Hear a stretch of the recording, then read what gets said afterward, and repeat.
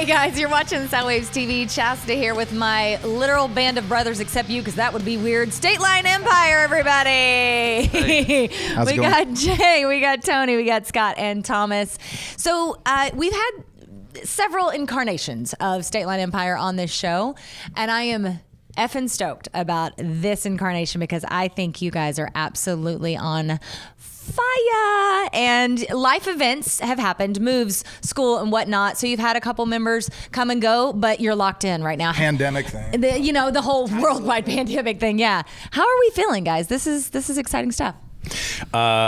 This combination is stellar. I've been waiting. I've told these guys too, they're my bros, and I've been waiting about 20 years for this combination of lads.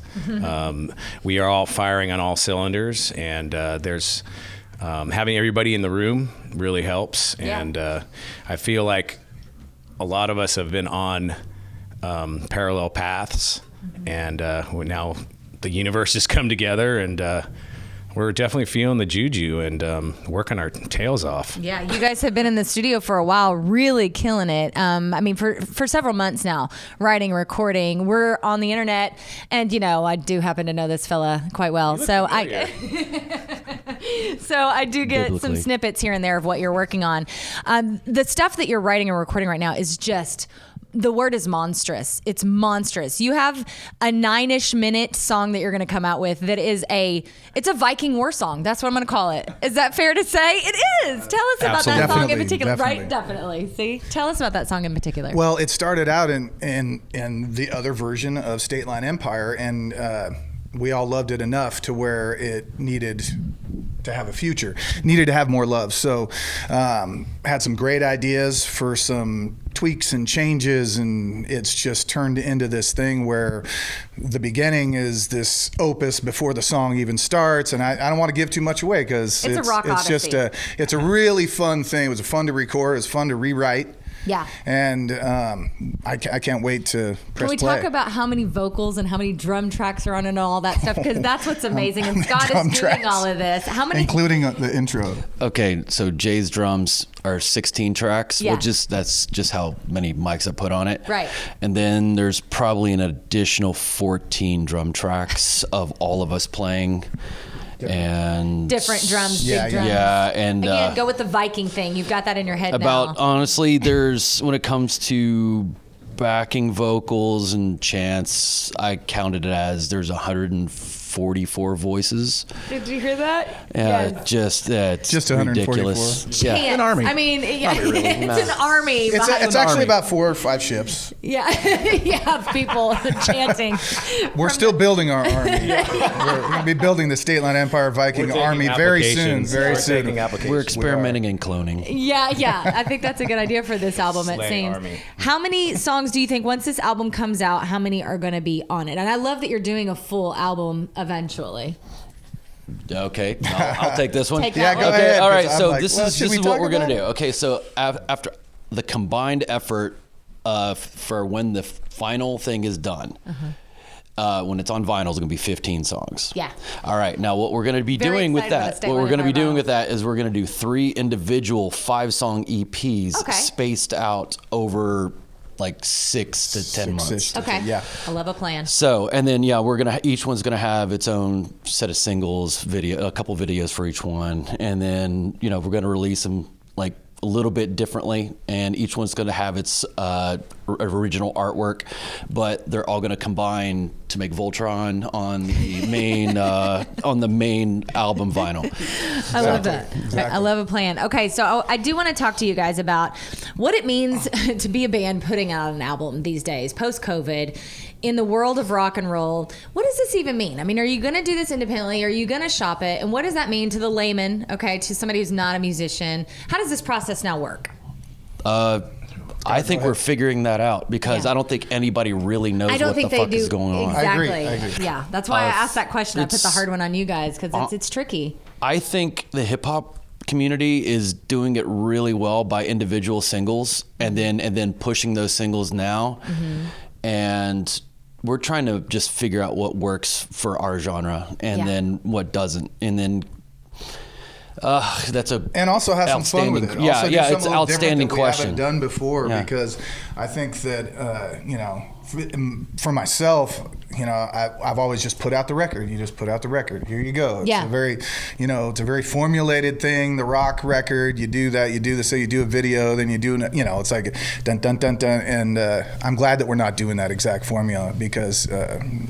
Don't have to, and it doesn't necessarily punch the same way with the way that the world is with electronic downloads. And there are no rules. Yeah, exactly. The younger generation needs stuff now. They need it immediately, and they need it frequently in order to stay in people's mindsets. So being able to put out constant content and keep ourselves in people's vision through a longer period of time, it definitely helps us stay more relevant and keeping up with everyone and keeping ahead of other media as well. Yeah. I mean, it's true because the social media world moves so quickly. And if you're not there all the time, you get serious FOMO. Yeah. And maybe there's real truth to that people start to forget about you.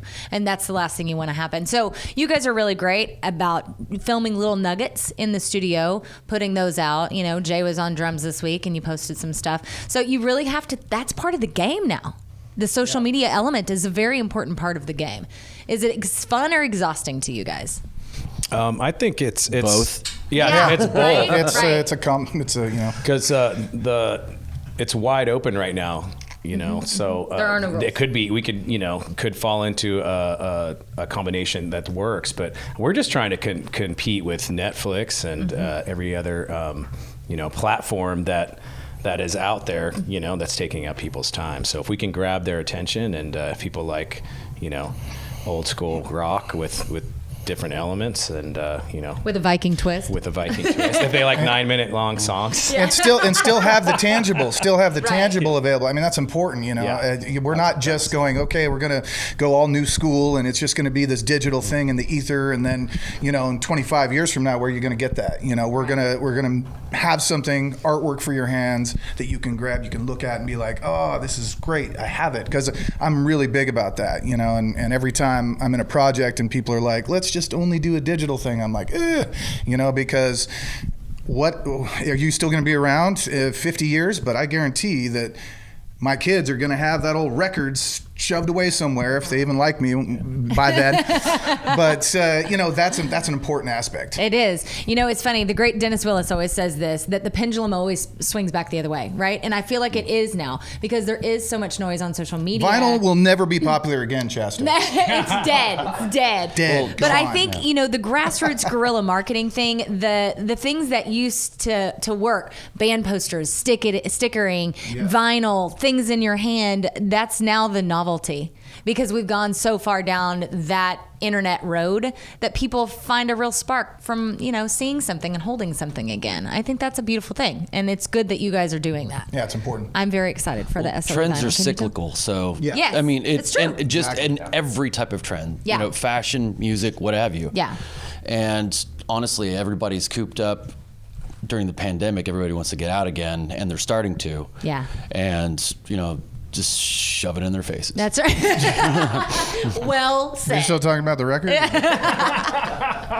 So I want to touch on the whiskey. You guys go down to LA and play a lot. You're big players, of course, here on the local scene, but also on the Sunset Strip. The whiskey is such an iconic place. You guys are, I feel like sometimes the house band. You go down there pretty frequently, which is an awesome thing to say. But you did a song down there recently that you filmed, right? We're going to show that? Yeah, we did. We filmed the whole show, actually. Yeah. We had the good fortune of getting the raw tracks from the whiskey, and Scott has been toiling away at the mixes, and I think it's a great representation of our live sound, because I think that's where we shine as well. So I hope you guys dig it. You shine all over the place. You shine everywhere. You have to. Stop it. I'm not partial at all. Okay, so what song is it? Entitled. There you go. Entitled. Tell everybody where to find you guys online. Where do you hang out most socially? StatelandEmpire.net. And Instagram, all the socials. All Stateland Empire. Yeah, Spotify as well. Oh, there you go. Okay. The normal ones. Easy to find, easy enough. State Line Empire, everybody. So we're gonna get a live track from the Whiskey A Go Go. I don't know if we've ever done this before, have we, Dennis? That's exciting. It's entitled State Line Empire. You're watching Soundwaves TV. We'll be right back. Thank you, Band of Brothers. You got it.